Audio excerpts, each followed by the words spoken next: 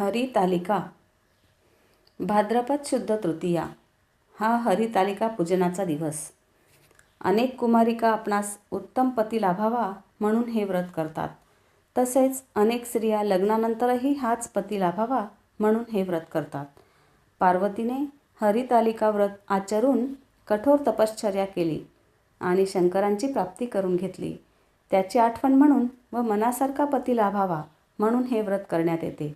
आज एका बाजूला पार्वती व एका बाजूला सखी व मध्ये शिवलिंग अशा मातीच्या प्रतिमा मिळतात. त्यांची पूजा केली जाते. पूजेच्या वेळी पुढील मंत्र म्हणावा. मंदारमाला कुलितालकायै कपालमालांकितशेखराय दिव्यांबरायै च दिगंबराय नमः शिवायै च नमः शिवाय.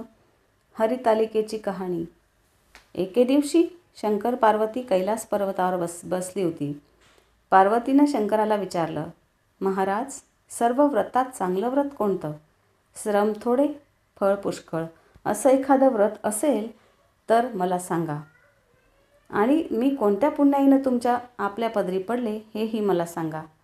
तेव्हा शंकर म्हणाले, जसा नक्षत्रात चंद्रश्रेष्ठ, ग्रहात सूर्यश्रेष्ठ, 4 वर्णात ब्राह्मण श्रेष्ठ, देवात विष्णू श्रेष्ठ, नद्यात गंगा श्रेष्ठ, त्याचप्रमाणे हरितालिका हे व्रत सर्वात श्रेष्ठ आहे.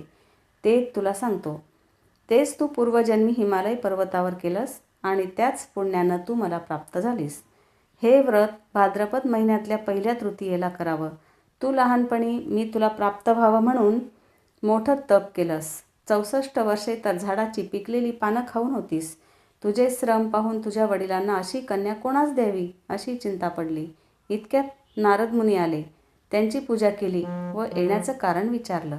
तेव्हा नारद म्हणाले, तुझी कन्या उपवर झाली आहे. ती विष्णूला द्यावी. त्यांनीच मला तुझ्याकडे मागणी करण्यास पाठविले आहे. हिमालयाला खूप आनंद झाला. नारद गेल्यानंतर तुझ्या वडिलांनी ती गोष्ट तुला सांगितली. तू रागावलीस. महादेवा वाचून दुसरा पती करायचा नाही हा तुझा निश्चय तू सखीला सांगितलास. दोघी अरण्यात आलात. नदीकाठी गुहेत जाऊन तू उपवास केलास. तिथं पार्वतीसह माझं लिंग स्थापन केलंस.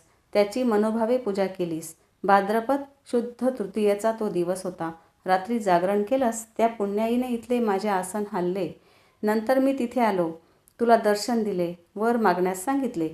तू म्हणालीस, तुम्ही माझे पती व्हावं एवढीच इच्छा आहे. ती गोष्ट मी मान्य केली. दुसऱ्या दिवशी ती व्रतपूजा तू विसर्जित केलीस. वडिलांना तू सर्व हकीकत सांगितली. तेव्हा काही दिवसांनी चांगला मुहूर्त पाहून आपले लग्न केले. अशी या व्रताने तुझी इच्छा पूर्ण झाली. या हरितालिका व्रताचा विधी असा आहे. ज्या ठिकाणी हे व्रत करायचं असेल त्या ठिकाणी तोरण बांधावे, केळीचे खांब, फुले, माळा वगैरे लावून ते स्थळ सुशोभित करावे. रांगोळी घालून पार्वतीसह महादेवाचं लिंग स्थापन करावं. षोडशोपचारे त्याची पूजा करून मनोभावे प्रार्थना करावी. नंतर ही कहाणी ऐकावी व रात्री जागरण करावं. या व्रतानं प्राणी पापांपासून मुक्त होतो. 7 जन्मांचं पातक नाहीसं होतं. राज्य मिळतं. स्त्रियांचं सौभाग्य वाढतं. या दिवशी स्त्रिया काहीही खात नाहीत.